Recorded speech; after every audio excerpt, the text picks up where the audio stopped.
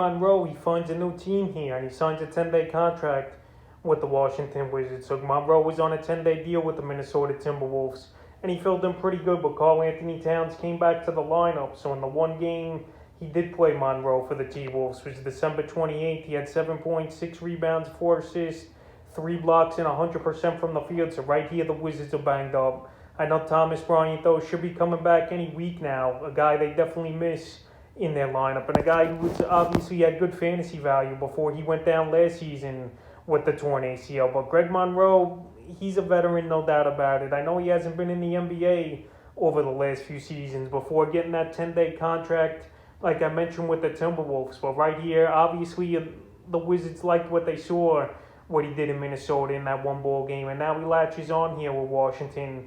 We'll see if he could remain for the rest of the season with the Wizards. We saw Biyombo sign a 10-day contract, and then in 2 games, the Phoenix Suns renewed him to a remainder of the season deal. But Monroe's a good veteran.